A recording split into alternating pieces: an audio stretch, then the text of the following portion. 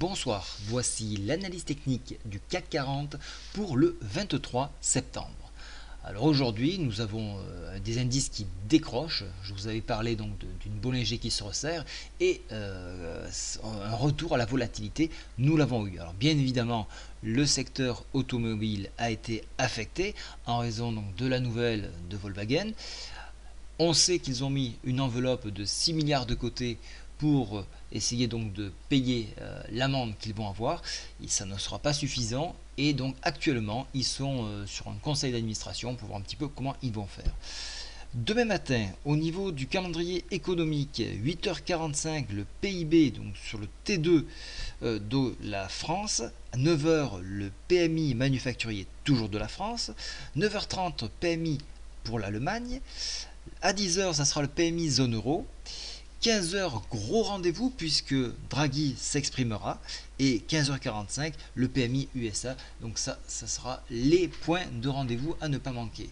Alors qu'est-ce qu'on attend de Draghi demain? On attend peut-être une enveloppe, une augmentation de ce quantitative easing, alors ou le prolonger ou augmenter les enveloppes.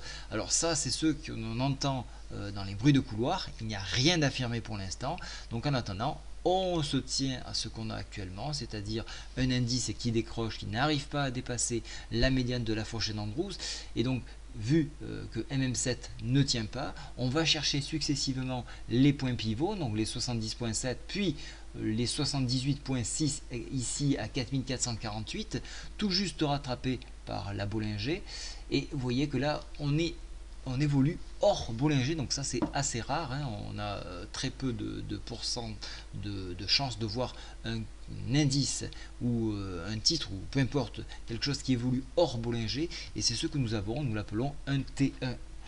Alors qu'est-ce qui va se passer si ce soir à 22h, actuellement il est 20h48, nous n'arrivons pas à préserver les 4446? On pourrait se diriger en direction du PTI hebdomadaire à 4352. On n'est plus très loin et ce PTI là est renforcé par un retracement Fibo à 88,6%. Voilà pourquoi ça peut être un rendez-vous pour pourquoi pas un éventuel rebond. Dans la mesure, encore une fois, où ce support là lâcherait d'ici 22 heures. Donc c'est ce que nous allons voir d'ici peu.